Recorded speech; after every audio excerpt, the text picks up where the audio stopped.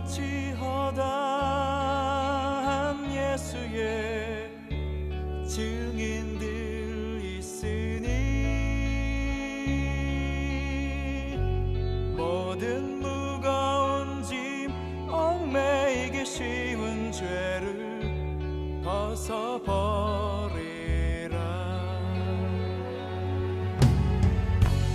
우리 앞에 펼쳐진 삶들을 믿음의 경주니 인내로서 모든 경주들을 힘써 싸워 승리하여라.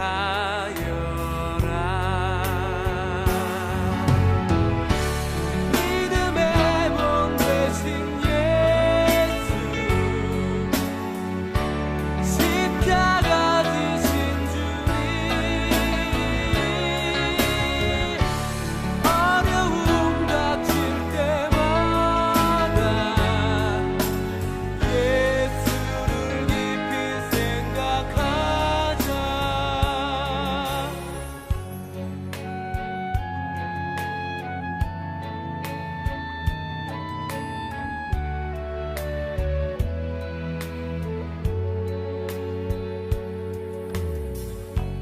구름같이 허다한 예수의 증인들 있으니 모든 무거운 짐 얽매이기 쉬운 죄를 벗어버리라.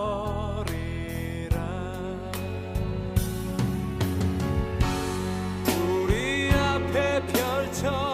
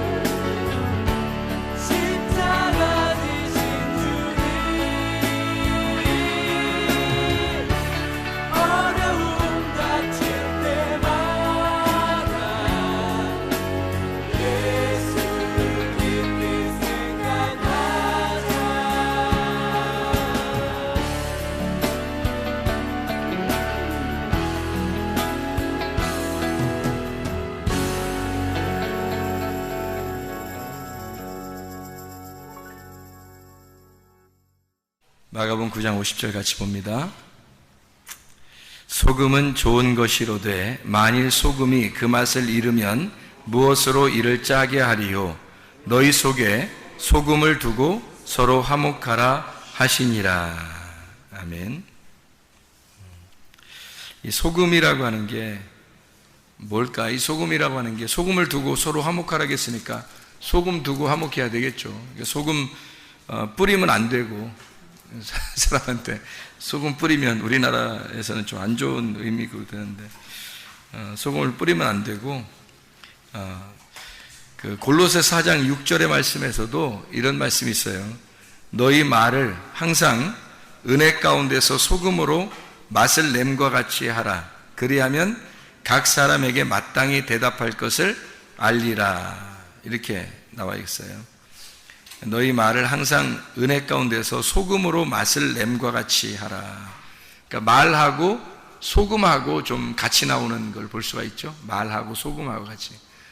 그러니까 여기서 소금을 두고 서로 화목하라 그렇게 말하는 걸 봐서 복음, 그러니까 말은 말인데 기쁜 소식, 그러니까 기쁜 소식 되시는 예수님, 그러니까 소금이라고 하는 게 소금은 그러니까 억지로 뭐 이렇게 어색하게 하라는 게 아니에요. 어색하게 소금 뭐 갖다가 서로 화목하라 그렇게 어색한다는 게 아니고 자연스러운 겁니다. 왜 그 자연스러운 거냐면 성경에 보면 제사가 나오거든요. 제사가 레위기서 1장부터 5장까지 사이에 제사가 5개가 나와요. 번제, 소제, 화목제, 속죄제, 속건제 이렇게 5개가 제사가 나오는데 그 중에 곡식을 드리는 제사가 나와요. 이 곡식 드리는 제사가 레위기서 2장에 나오거든요. 그 레위기서 2장에 보면 곡식 드리는 제사에는 꼭 소금을 쳐라 그렇게 말해요. 그러니까 곡식이 들어가니까 소금이 들어가야 된다?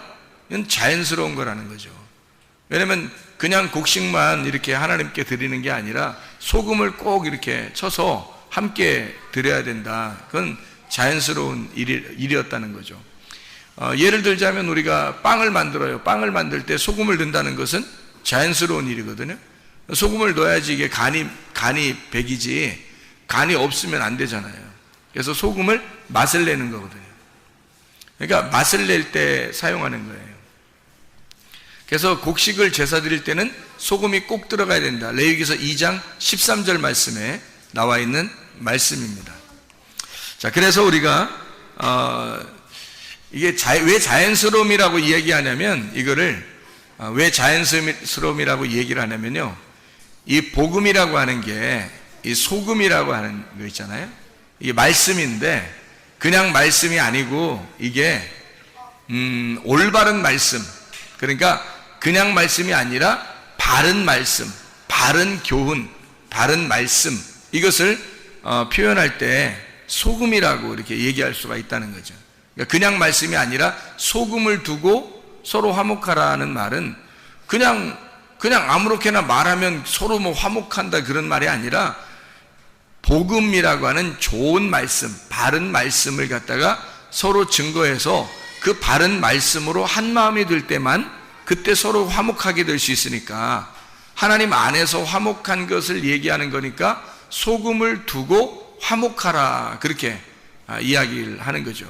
그래서 소금이라고 하는 게 자연스러움이다. 왜? 하나님께 제사를 드릴 때는 곡식을 드릴 때는 꼭 소금을 쳐야 된다라는 것을 이야기했듯이 하나님도 소금이라는 게 자연스럽게 들어가야 된다는 것을 이야기하는 거죠. 이렇게 자연스럽게 예배를 드릴 때 소금이 들어가야 된다라고 하는 게 억지가 아니라는 거예요. 억지가 아니니까 우리는 이게 어색하고 뭐 힘들고 어렵고 그런 말씀들이 아니라는 거죠. 그러니까 복음의 말씀이 사실 우리에게는 훨씬 그걸 알려고 하는 사람, 간절한 마음을 가진 사람에게는 굉장히 자연스러운 말씀이라는 거죠. 그러니까 상식적으로 이게 통하는 말씀이라는 거예요. 비상식적인 게 아니죠. 하나님은 이 자연을 우리에게 다 주시고 이걸 비상식적으로 주신 게 아니라 상식적으로 주셨어요. 그래서 우리가 상식이 통하는 세상에서 살고 있다고. 우리가 이 자연을 보면 자연스러움, 그래서 자연스럽다 할 때 자연이란 말이에요. 그래서 사람이 자연스러운 거예요. 소금이 있다고 하는 건 자연스러움입니다. 하나님의 복음이라고 하는 건요, 우리 인간들이 하나님을 바라보려고 하는 사람들은 자연스러운 거예요. 근데 하나님 바라보려고 하지 않은 사람들은 그게 어색한 거예요. 억지가 되는 거죠. 근데 하나님 바라보려고 하는 사람은 자연스러움이 된다. 그 곡식으로 예배를 드린 사람이 있어요. 누굴까요? 가인입니다. 가인이 곡식으로 예배를 드렸어요. 하나님 받아줬어요? 안 받아줬어요? 안 받아줬어요. 아벨이 드린 거는 받았어요? 안 받아줬어요? 받아줬어요. 아벨이 드린 거는 받아줬고 가인이 드린 건 안 받아줬어요. 왜 안 받아줬을까? 가인이 드린 걸? 소금이 안 들어가서 그런 거예요. 소금이. 그러니까 하나님은 원래부터 이 소금이라고 하는 것을 원래는 하나님은 소금을 넣고 하나님 앞에 드리기를 원했던 거예요. 그러니까 소금이 없이 곡식을 드린 거예요. 그게 이제 우리가 어떻게 그걸 알 수 있냐? 뭘 어떻게 알아요? 레위기 2장 13절에 보면 나오는 거지. 레위기 2장 13절에 보면 그 어린 양을 드릴 때는 그 피가 같이 드려야 되고요. 곡식을 드릴 때는 소금을 같이 드려야 되는 거예요. 그게 자연스러움이라는 거예요. 하나님의 입장에서는 자연스러운 걸 받는 거예요. 그죠? 그래서 아벨은 자연스럽게 어린 양을 드릴 때 피를 드린 거고 함께. 곡식을 드리는 가인에게선 자연스러운 게 뭐예요? 소금을 같이 드려야 되는 거예요. 그래야 하나님이 받아주시는 걸. 레위기상 13절에 나와 있는 얘기니까 그러니까 아는 거지. 성경에서 써놓은 거니까 아는 거죠.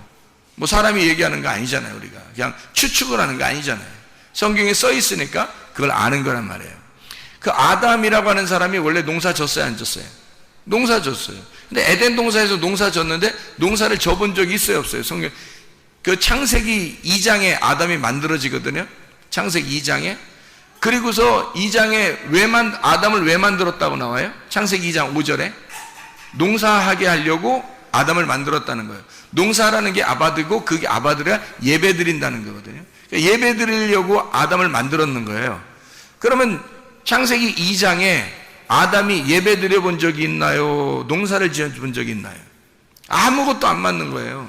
그러면 그래서 이게 아무것도 안 하고 가만히 있으니까 하나님이 하와를 만들어서 선악과를 먹으라는 거예요. 그러면은 하와를 만들어서 기껏 너를 도와줄 거야 그러면서 돕는 배필을 만들어서 너를 도와줄 거야 해서 만들어 놨더니 기껏 선악과를 먹게 만들어요. 그러면 거기서 2장과 3장에서 아담이 농사를 지은 것이 있냐고요? 없어요. 농사 짓는 게 뭐였냐면 선악과 따먹는 게 농사 짓는 거였어요. 그러니까 누구를 통해서 선악과를 먹은 거예요? 하와를 통해서, 자기 아내를 통해서 선악과를 먹은 게 그에게는 농사고 그게 예배였단 말이에요. 그러니까 예배를 드렸는데 그게 뭘 먹었다고요? 선악과를 먹었다고요. 그러니까 예배를 드리는데 뭘 먹어야 되냐면 생명나무를 먹어야 되는 거거든요. 생명나무를 먹어야 되는데 예배가 잘못된 거란 말이죠. 그러니까 아담과 하와가 예배가 잘못된 거예요. 선악과 먹은 거니까. 생명나무를 먹어야 되는데 선악과를 먹어버렸잖아요. 그러니까 잘못된 거라고. 근데 하나님은 그 잘못된 아담과 하와를 위해서 주님이 오셔가지고 그 대신 그 쓴물을 빨아들이고 자기가 죽으시고 그리고 그들에게 단물로 주시려고 구원을 주시려고 하는 하나님의 계획이니까 그들을 용납한 거예요. 받아들인 거라는 거죠. 예배는 실패한 거예요. 아담과 하와가 창세기 3장에 예배가 실패한 거예요. 그들에게 농사지라고 만들어놨더니 그들이 농사진 것도 없어요. 예배 드려본 적이 없어요. 기껏 한 게 다 선악과 먹은 거예요. 하와를 만들어줘 도와주라 했더니 선악과 먹자 한 거예요. 그러니까 아무것도 한 게 없고 우리가 성경을 보니까 선악과 먹은 것밖에 농사진 게 없더라는 거예요. 그러면 어떻게 선악과를 먹게 됐어요? 누구 때문에? 하와 때문에. 그러면 하와가 먹었을 때 하나님이 하와한테 나타났어요? 아니면 아담이 먹었을 때 나타났어요? 아담이 먹었을 때 나타나요. 그럼 처음부터 하와가 먹을 때부터 막아놓으면 되잖아요, 하나님이. 근데 안 막는단 말이에요. 그냥 하와가 먹고 자기가 그리고 아담에게 먹게 하니까 그때 하나님이 나타나신단 말이죠. 어떻다는 거예요? 뭐 했다는 거예요? 어떻게 한 거예요? 선악과를 먹은 게 예배라고 그랬어요. 선악과를 먹은 게.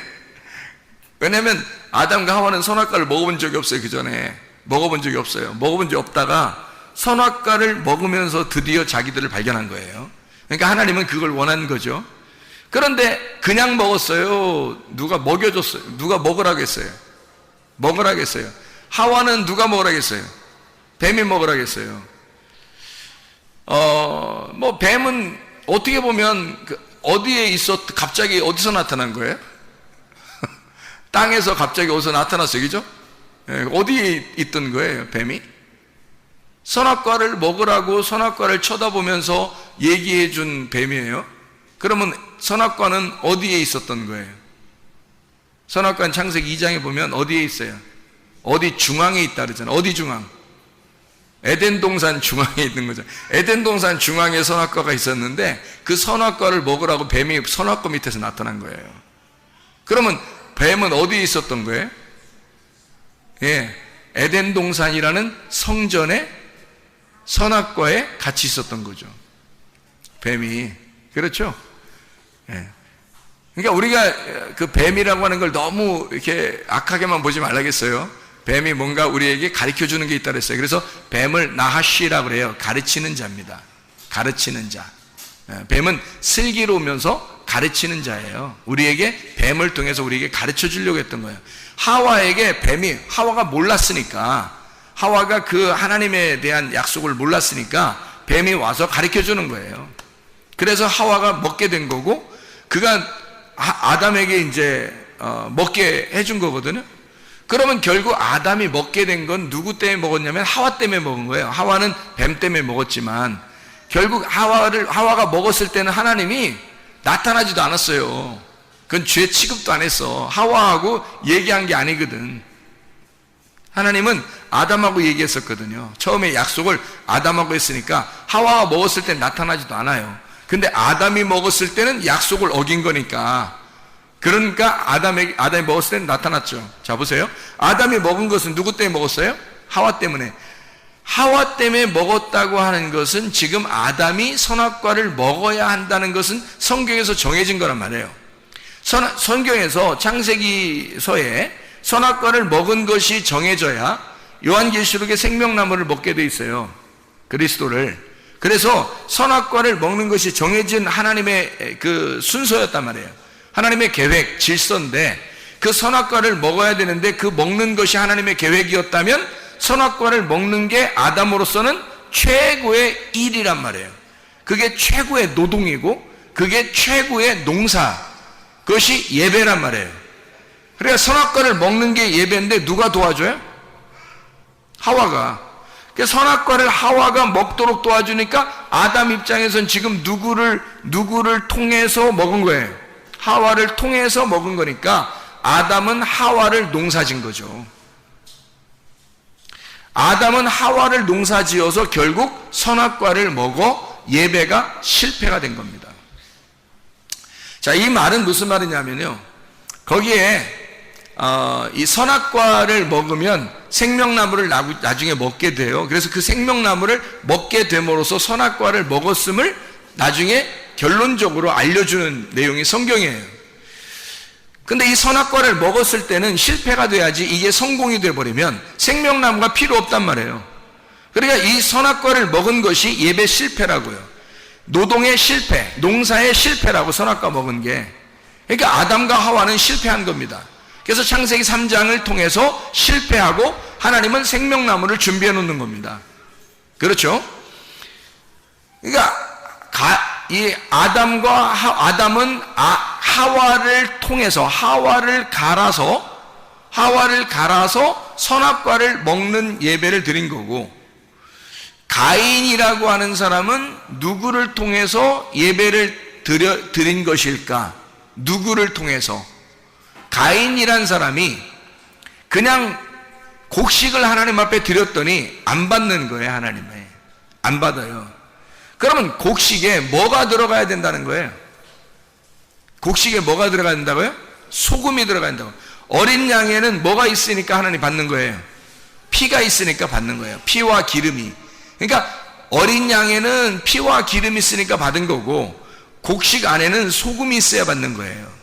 그러니까 이 곡식에 소금이 없으니까 이 가인이라고 하는 사람이 지금 원래 이 소금이라고 하는 걸 드리려면 누구를 지금 농사해야 되냐면, 가인의 입장에서는 아벨을 농사해서 하나님 앞에 예배를 드려야 된단 말이에요. 아벨을 농사해서 하나님께 예배를 드릴 때 하나님이 그 예배를 받으시는 거거든요. 그래서 하나님이 만나는 장면이 아벨을 죽이고 하나님이 만나셔요. 가인을. 그러니까 가인이 그냥 농사 짓고 하나님 앞에 드렸을 때는 하나님이 만나질 않아요. 근데 가인이 아벨을 죽이고 나니까 하나님께서 나타나십니다. 자, 아벨을 죽이니까 하나님이 나타났어요. 자, 뭐 어떻게 왜 나타난 거죠? 왜 나타났어요? 어떻게 해서 나타났다고 거기 나와요? 누구의 핏소리가 들린다? 아벨의 핏소리가 들린다. 어디에서? 땅 속에서. 땅 속에 피가 들어갔다는 거예요. 너는 지금 땅에 농사를 지었잖아요. 농사를 지어가지고 하나님 앞에 이걸 드렸는데 하나님이 이건 안 받는단 말이에요. 근데 아벨을 죽이고 나니까 아벨의 피가 땅 속에 들어가 있다는 거죠. 그래서 땅 속에 들어있는 아벨의 피를 하나님의 소리를 듣고 하나님이 나타나서 가인을 부르시는 거예요. 그러면 땅이라고 하는 건 뭐가 있을 때 속죄가 일어난다? 피가 있을 때 이 땅에 속죄가 일어난다. 예수님이 십자가 못 박혀 돌아가실 때 피를 흘리셔서 어디로 떨어졌겠어요? 땅에 떨어진 거죠. 땅에 떨어져 땅을 정결케 하는 거란 말이에요. 땅이 누군데? 나니까 내 속에 예수의 피로 인하여 정결케 된다는 것을 이야기하는 거죠. 그러면 곡식에는 뭐가 들어가 있어야 된다고요? 땅은 피가 있어야 되고 어린 양에는 피가 있어야 되고 곡식에는 뭐가 들어있어야 된다고? 거기다 피 발라? 곡식에다 피 발라서 하나님 앞에 드리라는 거예요? 성경에? 아니잖아요. 곡식을 드릴 때 하나님이 제가 그랬잖아, 자연스러워진다고. 자연스러워야지 곡식을 갖다 하나님 앞에 드리면서 피를 갖다 뿌리고 드리면 좋겠냐, 하나님이. 징그럽다 그러지. 자연스러워야지. 동물에는 피가 있는 거지만 곡식에는 소금이 있어야 된다는 말이에요. 그래서 하나님께 드릴 때, 곡식을 드릴 때는 자연스러운 곡식이 드릴 때 소금이 들어가야 하나님이 받는 거예요. 어린 양의 피가 있어서 그 피를 받는 것처럼 곡식에 소금이 있어야 소금을 받는 거라고요, 하나님이. 그러니까 곡식에는 상식적으로 비상식적이 아닙니다. 하나님은 자연스러운 거예요. 곡식 안에는 소금이 들어있어야 된다는 거예요. 그거를 하나님이 보시고 받아야 된다는 거죠. 그러니까 가인은 아벨을 농사져서 뭘 깨달았어야 되는 거예요. 아, 땅 속에는 피가 묻히는구나. 이게 피가 그 속에서 소리를 질러서 나오는구나. 그 복음을 소개해 주는 거구나. 그러면 그 아벨을 죽임으로써 뭘 깨달은 거예요? 복음을 깨달은 거죠. 그래서 곡식을 내가 드린 게 잘못 드렸구나. 이게 곡식 드린 게 아니라 어린 양을 들여서 피를 하나님 앞에 드리면 받았을 것이고, 내가 곡식을 차마 농사를 지어서 곡식을 드리는 거였다면 소금을 쳐서 드렸어야 되는 거구나 라는 걸 깨달은 거죠. 아벨을 죽이고 나서야 깨닫게 된 거라는 거죠. 자, 제가 이거를 왜 소금을 두고 서로 화목하라, 이 말은 복음이라고 하는 말씀, 이것이 우리에게는 자연스러움이고 이건 상식적이다 라고 제가 얘기를 했냐면, 양심에 대한 이야기를 하려고 그래서 그런 거예요. 양심 있냐 이런 말 하죠. 사람들이 뭔 얘기를 하다가 보면 너 양심 있냐 그 말 하죠. 저거 양심도 없어 이런 말 하고요.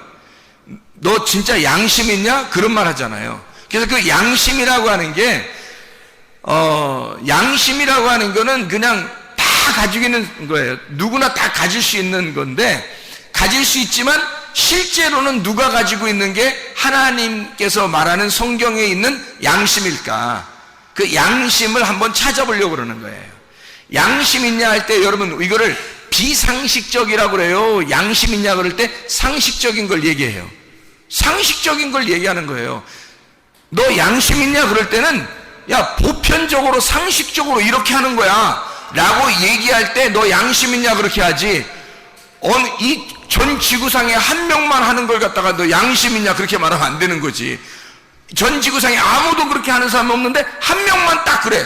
그럼 그걸 양심적이라고 말할 수는 없는 거죠. 모든 사람이 똑같이 생각하고 있는 거를 양심이라 그러는 거죠. 상식적이라는 얘기예요. 그 말은 자연스럽고 상식적이라는 얘기입니다. 하나님은 우리에게 비상식적인 분이 아니십니다. 무질서한 하나님이 아니십니다.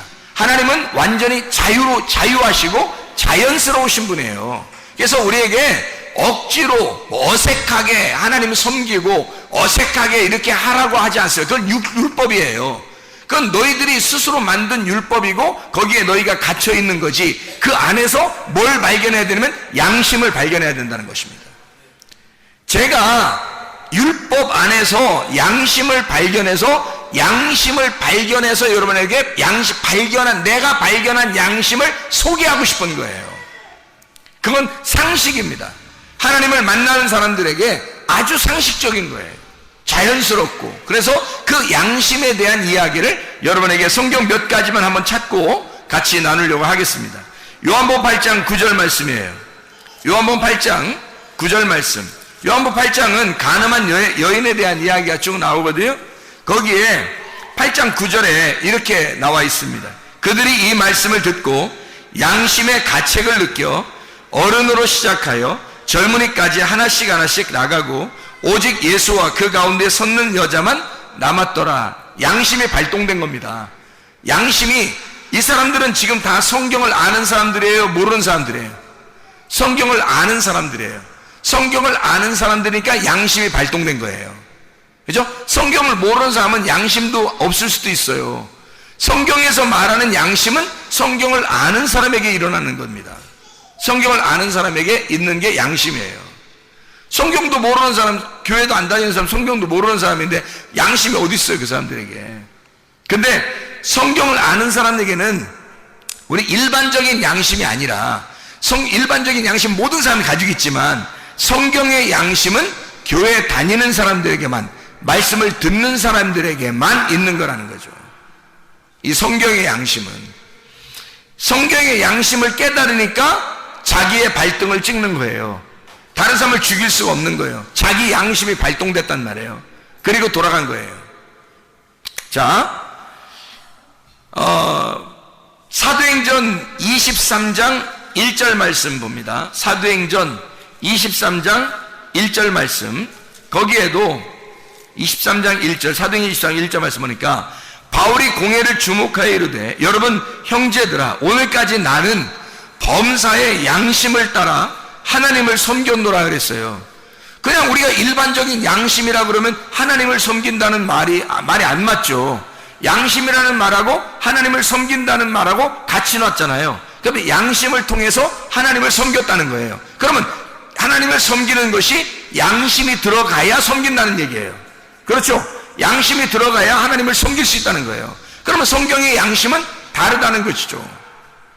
세상 일반적인 양심이 아니라는 거예요. 제가 몇 가지만 또 한번 찾아볼, 많이 안 찾을 테니까 성경 몇 가지만. 24장 16절, 사도행전 24장 16절 말씀. 이것으로 말미암아 나도 하나님과 사람에 대하여 항상 양심의 거리낌이 없기를 힘쓰나이다. 이렇게 이야기를 했죠. 자, 로마서를 가보겠습니다. 로마서 2장 15절. 로마서 2장 15절에 14절부터 보면요, 율법 없는 이방인이 본성으로 율법 일을 행할 때에는 이 사람은 율법이 없어도 자기가 자기에게 율법이 되는데 이런 이들은 그 양심이 증거가 되어 그 생각들이 서로 혹은 고발하며 혹은 변명하여 그 마음에 새긴 율법의 행위를 나타내느니라. 무슨 말이냐면요, 양심이라는 것이 발동되면 율법이라고 하는 것이 함께 일을 하기 시작해서 양심을 통해서 자기를 심판해버린다는 거예요. 양심이. 그러니까 일반적인 교회 안 다니는 사람도 양심이라는 일반적인 양심은 있어요. 누가 준 거예요, 다 그게? 양심이? 하나님이 주신 거예요. 하나님이 다 이방인들에게도 양심을 주셨기 때문에 그 사람들은 율법이 없어요. 율법이 없는데도 양심상 안 되는 거예요, 이게. 일반적인 도덕적인 양심으로도 이게 율법이 발동된단 말이에요, 이게. 하물며 교회 다니는 사람들의 율법으로 양심이 발동된다는 것은 하나님의 일하고 연결되는 거죠. 선한 양심이라 그래서 바울은 선한 양심이라고 그래서 그렇게 고백을 해요. 자, 우리 성경 로마서 9장 1절입니다. 로마서 9장 1절. 내가 그리스도 안에서 참말을 하고 거짓말을 아니하노라. 나에게 큰 근심이 있는 것과 마음에 그치지 않는 고통이 있는 것을 내 양심이 성령 안에서 나와 더불어 증언한다 그랬거든요. 성령 안에서 양심이 함께 증언한대요. 그러니까 성령과 양심이 같이 있는 것을 볼 수 있죠. 양심과 성령이 같이 있는 거예요. 예, 그러니까 이 마음은 독특하게 하나님이 주신 마음이라는 거예요. 이게 양심이라고 하는 겁니다. 자, 로마서 13장 5절 말씀이에요. 13장 5절 말씀 보면요, 그러므로 복종하지 아니할 수 없으니 진노 때문에 할 것이 아니라 양심을 따라해라, 그 말이에요. 그러니까 너 혼날 것 같아서 양심적으로 살아라는 말이 아니라 양심을 따라 그냥 행동하라는 거예요. 너 하나님의 진노가 있으니까 그렇게 복종하고 이렇게 하는 게 아니라 양심을 따라서 복종해라는 거예요. 양심적으로 복종해라, 그 말이거든요. 자, 이제 슬슬 이게 양심이 좀 가까워지고 있습니다. 디모데전서 1장 5절 말씀입니다. 디모데전서 1장 5절 말씀 보면요, 1장 5절, 이 교훈의 목적은 청결한 마음과 선한 양심과 거짓이 없는 믿음에서 나오는 사랑이라. 이 교훈, 이게 바른 교훈인데요, 말씀의 바른 교훈, 복음이라 그랬죠. 그것이 청결한 마음과 선한 양심과 거짓이 없는 믿음에서 나오는 사랑이래요. 그러니까 소금이라고 하는 것은 아주 자연스럽다 그랬죠. 소금은 자연스러움을 얘기하는 거예요. 소금을 맛을 이렇게 딱 이렇게 집어넣잖아요. 그러면 소금은 온데간데 없어요. 그 소금이 어디로 들어가 있어요? 배추나 이런 거 절일 때 소금을 갖다 이렇게 집어넣잖아요. 그러면 배추 절일 때 소금 집어넣어. 어느 날 소금을 찾으면 소금이 있어요, 없어요? 못 찾죠. 뭐만 있어요? 배추만 있어요. 그 김치가 돼 있어요. 그러니까 이게 소금이 그 안에 들어가 있는 거예요. 소금이 그 안에 들어가 있어요. 그러니까 이 속에 들어가서 자기 소금이 죽음으로써 배추를 살려버린 거예요. 배추의 맛을 살려버린 거란 말이에요. 그러니까 이것은 소금이 들어가고 거기서 죽고 그 속에서 맛을 내는 건 자연스러운 일이었단 말이에요. 소금을 집어넣는 자체가 자연스러움이었단 말이에요. 그러니까 이 양심이라고 하는 게 억지로 하는 게 아니라고. 이게 하나님이 우리에게 주신 양심은 억지로 하나님의 일을 하고 억지로 하나님 바라보고 예배드리고 이러라는 게 아니에요. 이것은 소금을 치는 것과 같은 거라는 거야. 소금을 치는 것과 같이 이렇게 자연스러운 복음이라는 겁니다. 그러니까 이게 하나님의 사랑인 거죠. 그래서 여기서도 청결한 마음과 선한 양심과 거짓이 없는 믿음에서 나오는 사랑이래요. 그게 뭐라고요? 양심적인 거예요. 그 양심적인 건 자연스러움이고 자연스러운 건 소금이고 그건 복음이라는 거예요. 그래서 그 복음이라고 하는 양심이 우리의 속에 들어오는 것은 자연스럽게 하나님이 우리에게 주시려고 하는 소금과 같다는 거예요. 자, 또 봅니다. 디모데전서 1장 19절 말씀이에요. 믿음과 착한 양심을 가져라. 어떤 이들은 이 양심을 버렸고 그 믿음에 관하여는 파선하였느니라. 아유, 양심도 깨질 수가 있네요. 양심도 깨질 수가 있어요. 그러니까 믿음과 착한 양심이 같이 나오죠. 그럼 믿음하고 양심이라는 게 같이 활동하는 거라는 거예요. 그러면 착한 양심, 선한 양심, 착한 양심이라고 하는 건 믿음하고 함께 공존해서 일을 하는 거라는 거예요. 그럼 여러분이 믿음이 있다 그러면 반드시 뭐가 있어야 된다는 거예요? 착한 양심이 있어야 된다는 거죠. 사람들이 가지고 있는 양심적으로 해, 그건 뭐 당연히 있어야 되는 거고. 자, 남편이 아내에게 대할 때 양심적으로 대해야 되겠죠. 아내가 남편을 대할 때 양심적으로 대해야 되겠죠. 그 양심보다 훨씬 더 중요한 성경 기절이 착한 양심이에요. 그런데 이 착한 양심은 뭐하고 함께 일한다고요? 믿음하고 함께 일한다고요. 그러니까 그냥 착하게 양심으로 대하는 게 아니라 착한 양심으로 대하고 착한 양심은 믿음과 함께 대하라는 거예요. 그것이 하나님의 양심이라는 거예요. 우리의 양심이 아니고. 그러니까 우리 양심을 얘기하려고 성경을 썼겠냐고. 너 양심적으로 살아라고. 그게 아니라 양심적인 건 하나님이 주신 건데 그 하나님이 주신 이것은 소금과 같이 자연스럽게 흘러 들어와야 된다는 거지, 우리한테. 이것이. 근데 그게 믿음과 함께 들어오는 거라는 거죠. 그게 착한 양심이라고 하는 겁니다. 자, 디모데전서 3장 9절 말씀입니다. 깨끗한 양심에 믿음의 비밀을 가진 자라야 할지니. 감독이 그렇고 집사가 그래요. 이게 어떤 사람이냐면 감독이나 집사는 교회에서 깨끗한 양심에 믿음의 비밀을 가지고 있어야 된다는 거예요. 그러면 그러면 깨끗한 양심과 믿음의 비밀이 함께 나오네요. 이렇게 같이 나오잖아요. 그러니까 믿음이 있다고 하면서 양심적이지 않거나, 제가 옛날에 양심적이지 못했어요. 제가 옛날에 양심적이지 못했다고. 그 내가 양심적으로 바뀌니까 이젠 알겠는 거예요. 무슨 말인가, 이게 성경이 무슨 말인가 알겠는 거예요. 믿음이 들어오니까 양심이 들어오더라는 거예요. 나한테 하나님의 양심이 내게 들어오더라는 거예요. 믿음이 들어오니까 하나님의 양심이 들어오더라는 거예요. 그래서 알게 된 거예요. 이게 저는 양심적이지 않았습니다. 일부러도 양심적이지 않게 생활하려고 한 적도 많았어요. 그러면서도 나 예수님 믿었으니까 천국은 어느 날 가겠지, 이렇게 비양심적으로 또 생각도 했어요. 그렇게 살던 사람인데 믿음을 갖게 되니까, 은혜를 받아 회개하고 믿음을 갖게 되니까 양심이 들어오더라는 거예요. 나도 모르게 착한 양심이 들어오더라는 거예요. 그러니까 이 속에서 바뀌어 있는 거예요. 뭔가 달라요. 뭔가 이상하게 달라진 거야.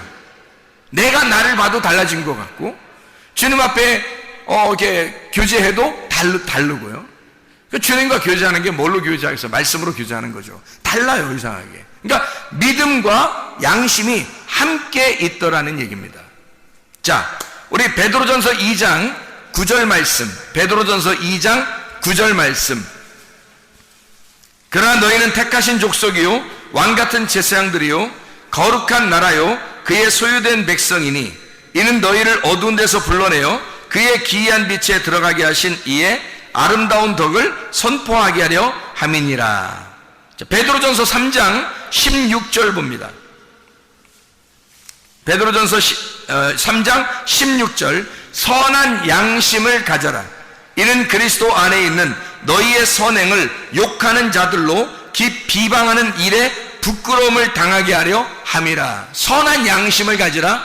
너가 베드로전서 2장 9절에 너는 택하신 족속이고 왕같은 제사장들이고 거룩한 나라 하나님의 소유가 된 백성이니까 널 어두운 데서 불러낸 것은, 네가 그 기이한 빛에 들어간 것은 아름다운 덕을 선전하게 하려고, 너를 통해서 소금을 고르게 분배함으로써, 그 복음을 고르게 분배함으로써 화목시키려고 하는, 서로 하나가 되게 하려고 하는 너의 선한 양심으로, 그냥 사람들이 말하는 양심적이라는 도덕적인 그런 얘기가 아니라 진짜 하나님의 선한 양심으로 서로 소금을 뿌려서 함께 그 소금으로 화목하게 만드는 양심이 네 속에 들어와 하나님의 아름다운 덕을, 복음을 소개하고 선전하게 하려고 너를 어두운 데서 불러냈다는 겁니다.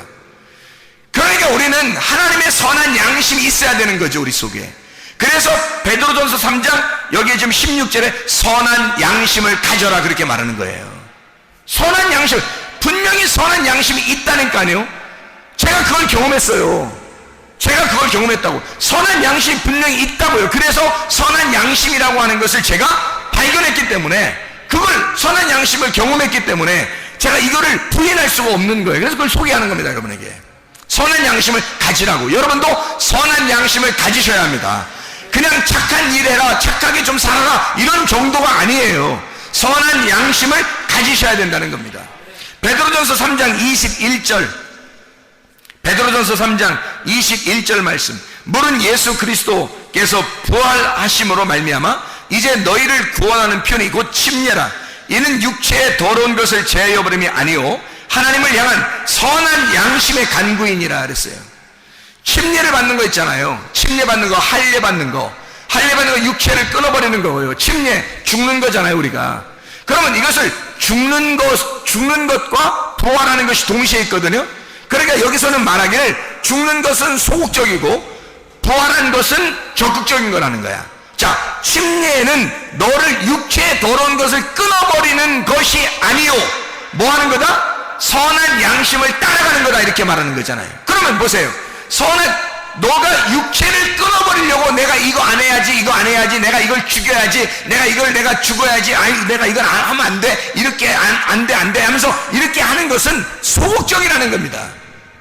그거 침례를 받는 것은 그것이 아니라는 거예요. 다시 말하면 침례가 물론 우리의 육체를 끊어버리는 죽음을 얘기하죠.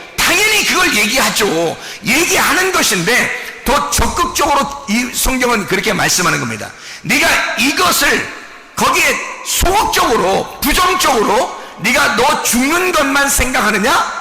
그거는 어린아이들도 생각하는 거야. 침례를 받는다, 할례를 받는다 그러면 어린아이들도 무슨 생각하면 너가 죽는다, 육체적으로 끊어버린다, 요거 정도는 다 생각할 수 있다는 거야. 이건. 근데 더 하나님의 측면에서 선한 양심 안에서 생각할 때는, 선한 양심은 우리에게 뭐라고 고백하냐면 진짜 복음을 따라와라. 진짜 복음은 선한 양심인데 그 선한 양심을 네가 따라와야 된다는 것을 말하는 것입니다. 너가 죽는 것 정도는 아무것도 아니야. 그거는 그게 아니야. 침례는 그걸 얘기하려고 했던 게 아니야. 결국 너의 죽음이 너를 살리는 데 있었던 거고, 네가 그렇게 육체를 끊어버리는 죄를 그만둬야지 하는 그거 정도가 아니라는 거예요.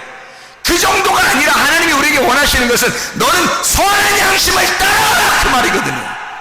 침례라고 하는, 적어도 주님이 말하는 침례라고 하는 것은 네가 너를 죽이고 내가 죄를 그만둬야지, 내가 이런 죄를 그만둬야지 라고 하는 그 정도가 아니라는 거예요. 그게 아니라 하나님의 선한 양심을 따라가는 것이다. 하나님의 선한 양심을 따라가는 것이다. 그러니 이 선한 양심이 얼마나 우리에게 중요한 거냐고요. 그래서 우리는 믿음이라고 하는 게요, 그냥 여기 지금 소금과 믿음, 복음과 믿음, 여기 지금 선한 양심과 믿음 다 같이 나오잖아요. 이게 무슨 말이냐면 믿음이 생기면 선한 양심이 들어오는 거예요. 그러면 우리 속에서 우리도 모르는 사이에 내가 맛깔난다고요. 이상하게 자기 자신이 맛깔나니까 자부심이 생기는 거예요. 자존감. 나는 자존감이 그렇게 많이 있었던 사람이 아니에요.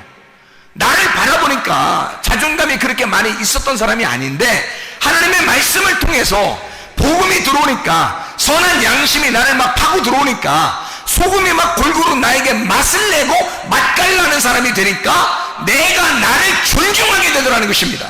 내가 나를 존중하니까 이런 범죄를 안 하는 것 정도는 우스운 거고, 하나님의 선한 양심을 따라가는 자가 되더라는 말이지. 이게 굉장한 것이더라는 거예요. 여러분도 이 하나님의 선한 양심을 만나셔야 되잖아. 믿음을 여러분 속에 가지셔야 되잖아. 그래서 선한 양심이 들어오셔야 되잖아. 그러니까 선한 양심이 뭔지를 우리가 깨달아. 이게 믿음이라는 거예요. 이게 믿음. 이게 믿음. 그러니까 그 선한 양심이 들어와야 변함없이 나를 끌고 나가는 거예요. 어느 날 하루 하는 게 아니라 계속해서 하는 게 피스피스라고 하는 믿음이에요. 그래서 성경을 믿음이라고 하는 게 뭐냐? 믿음이라는 게, 믿음 그러면 믿음이 뭐지? 막연하게 이게 소망의 예수님입니다. 소망의 예수님이 믿음이에요. 잘 생각해봐요. 히브리서 11장에 보면요, 히브리서 11장 1절부터 4절에 보면 믿음은 바라는 것들의 실상이요 보지 못하는 것들의 증거다 그랬잖아요. 그러면 바라는 것과 보지 못하는 것은 다 뭐예요? 안 보이는 거잖아요. 안 보이는 거니까 여기 지금 현실로 내가 보이는 게 아니잖아요. 보이는 게 아니, 믿음이라는 건 보이는 게 아니라는 거야. 안 보이는 거라는 거야. 그럼 뭐예요? 안 보이는 거니까 소망이죠. 안 보이는 거니까. 자, 그러면 우리가 이것을 한번 찾아볼까요? 로마서 한번 8장을 한번 찾아봐요. 로마서 8장 세 가지만 한번 찾아봅시다. 로마서 8장 24절 말씀입니다. 자, 잘 들어봐요. 로마서 8장 24절. 우리가 소망으로 구원을 얻었음에 보이는 소망이 아니니 보는 것을 누가 바라리요? 생각해보세요. 뭘로 구원받다고? 우리가 소망으로 구원받다고. 여러분, 소망이 없으면 믿음 없는 거예요. 믿음으로 우리는 구원받아야 되잖아요. 그렇죠? 믿음으로 구원받잖아. 우리가 너희가 그 은혜를 인하여 믿음으로 말미암아 구원 얻었나니, 에베소 2장 8, 9절의 말씀이죠. 그런데 여기는 지금 소망으로 구원 얻는다는 거잖아요. 보이는 것이 아니라 바라는 것을 보는 것을 누가 바라려고 그러잖아요. 안 보이니까 바라는 거예요. 안 보이니까 바라는 그것이 믿음이고, 그 믿음, 소망이라고 하는 믿음이라는 소망이 나를 구원했다는 거잖아요. 자, 생각해 보세요. 로마서 12장 12절. 로마서 12장 12절. 소망 중에 즐거워하며 환난 중에 참으며 기도에 항상 힘쓰며. 소망, 바꿔서 믿음. 바라는, 보이지 않는 것들, 그 믿음이라는 보이지 않는 거, 이 소망이란 말이에요. 로마서 15장 4절 말씀, 무엇이든지 전에 기록된 바는 우리의 교훈을 위하여 기록된 것이니 우리로 하여금 인내로 또는 성경의 위로로 소망을 가지게 함이니라.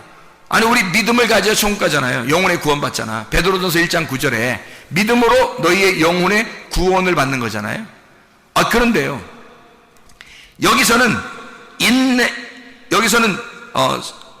소망을 가지게 하려 합니다. 성경의 위로로 소망을 가지게 하려 합니다. 소망을 갖게 하려고 우리를 부르신대요. 소망을 갖게 하려고. 그 믿음이거든요. 하나만 더 찾아요. 로마서 15장 13절 말씀. 소망의 하나님이 모든 기쁨과 평강을 믿음 안에서, 이러잖아요. 소망의 하나님이 믿음 안에서 너희에게 충만하게 하사 성령의 능력으로 소망이 넘치게 하시기를 원하노라 그랬잖아요. 소망이죠. 그게 믿음입니다. 믿음과 소망은 같이 나오는 거예요. 그래서 그것이 복음이고 소금이고 선한 양심이라는 겁니다. 선한 양심이라고 하는 것이 슈네이데시스라는 단어거든요. 슈네이데시스. 이 슈네이데시스라고 하는 것은 공통적으로 함께 도덕적인 어떤 의식을 갖는 참된 진리를 말합니다. 옳은 분별력을 선한 양심, 슈네이데시스, 양심이라 그렇게 말해요. 그러니까 밖에 있는 사람들이 얘기하는 게 아니라 진리를 가지고 하늘적인 땅의 지각이 아니라 하늘적인 지각을 갖는 거, 하늘적인 지각을 갖는 걸 선한 양심이라 그러는 거예요. 하나님, 사람들은 누구나 다 양심을 가지고 있어요. 너 양심 있냐? 그렇게 말하잖아요. 그런데 하나님이 주시는 양심이 있다고. 그거를 여러분과 제가 가지고 있어야 된다고요. 제가 그것이 없었는데 믿음을 가지니까 소망이 있고, 소망을 가지니까 믿음이 있는 거예요. 소망과 믿음이 함께 같은 거였다는 거죠. 왜냐하면 내가 여기서 지금 현실로 가지고 있었던 것이 아니라 하나님이 주시는, 바라는 것을, 보이지 않는 걸 주는 거란 말이에요. 내가 바라는 것이 그거였는데 하나님이 그걸 보이지 않는 걸 주시더란 말이에요. 그게 믿음과 소망이었다는 거죠. 근데 믿음이 소망이었고 소망이 믿음이었다는 거예요. 그게 선한 양심이었다는 거죠. 그 선한 양심을 하나님이 주시니까 사람이 어떻게 변하겠어요?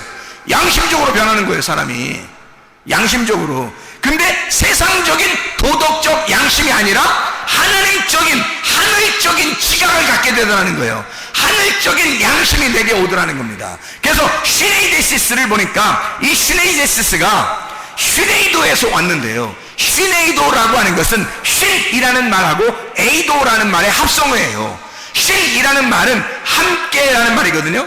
쉰이라는 말, 함께, 같이, 곁에서 하나된, 하나된, 같이, 함께. 에이도란 말은 보인다 말이거든요. 본다라는 말이에요. 에이도는 본다, 깨닫는다, 이해한다는 거예요. 자, 보세요. 그러면 양심, 그럼 뭐라고요? 쉰에이도, 함께 보는 걸 말하는 거예요. 누구하고 보는 걸 말하는 거예요? 하나님과 함께 보는 걸 말하는 거예요. 그게 생기더라는 거예요. 지금 제가 여러분에게 말씀드리고 싶은 건 이겁니다. 하나님은 비상식적으로 우리에게 대하지 않습니다. 아주 자연스럽고 아주 상식적으로 우리에게 대하신다는 거죠. 곡식에는 소금이 들어가야 하는 것처럼, 동물에는 피가 있는 것처럼 하나님이 받으시는 것도 억지로 이상한 걸 받고 그러지 않는다는 말입니다. 하나님은 그 복음의 말씀이 우리에게 선한 양심이 되어 하늘의 지각이 내려오게 하고, 그 하늘의 지각이라는 그 양심은 반드시 우리에게 뭘 알게 하느냐면 하나님과 함께 보는 눈을 주시는 거예요. 하나님과 함께 깨닫게 하는 눈을 주시는 거예요. 그게 왔다는 겁니다. 저에게. 그게 내가 회개하고 은혜를 하나님 앞에 구하니까 주님이 믿음이라는 걸 주시고 소망이라는 걸 주시더라는 말이야. 함께 뭐가 왔냐면 슈네이도라는 양심이 오더라는 거예요. 그 하나님의 상식, 하나님의 그 화목함, 그 상식이 내게 오더라는 거예요. 하나님의 보는 그 눈이 오더라는 거예요. 그래서 시내에도 하나님과 함께 보는 눈이 열리기 시작하는 거예요. 이게 하나님의, 그러니까 이게 진리가 열리는 거예요. 옳은 진리라는 거죠. 바른 말씀, 옳은 진리가 열리는 거, 이게 선한 양심입니다. 여러분에게는 이런 양심이 있으십니까? 양심적이어야 한다. 네가 양심적이어야 한다. 네가 양심으로 상식적으로 살아봐라. 네가 자연적으로 자연스럽게 한번 살아봐라 이 말이에요. 그리스도인이냐? 네가 자연스러우냐? 네가 진짜 하나님의 사람이냐? 너는 양심이 있느냐 이 말이에요. 그리스도의 양심을 갖는 주의 백성들 다 되시길 바랍니다. 기도하겠습니다. 우리 하나님 아버지, 사랑과 은혜를 감사를 드립니다. 아버지 하나님, 우리로 하여금 하늘적 지각을 갖게 도와주시옵소서. 하나님의 놀라운 화목함을 우리에게 주셔서 소금과 같이 소금을 두고 너희가 화목하라고 하는 그 말씀을 통해서 하나님, 우리가 양심적인 주의 사랑을 깨닫기를 소원합니다. 하나님, 우리에게 선한 양심을 허락해 주셔서 주의 마음을 깨닫게 도와주시옵소서. 주님과 함께 볼 수 있는 눈을 허락해 주시옵소서. 주님과 함께 이해하게 도와주시옵소서. 하나님의 말씀을 볼 수 있는, 하나님의 말씀을 들을 수 있는 눈과 귀가 열려지게 도와주시옵소서. 예수 그리스도 존귀하신 이름 받들어 기도드렸사옵나이다.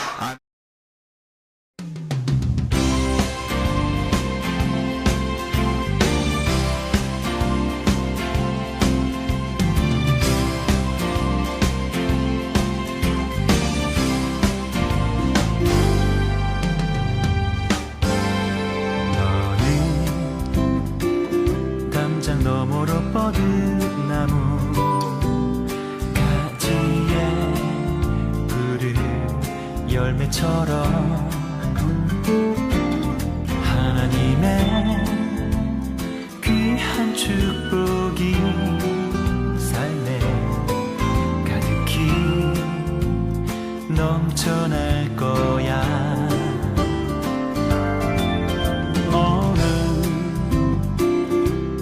시련이 와도 능히 이겨낼 강한 발이 있어. 전능하신 하나님께서 너와 언제나 함께 하시니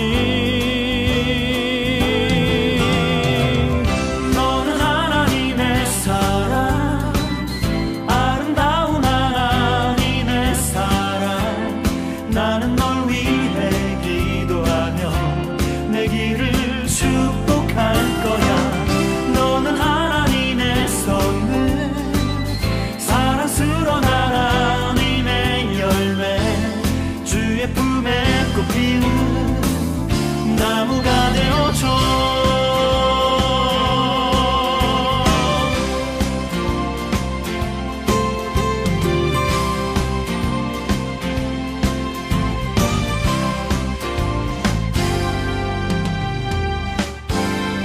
너는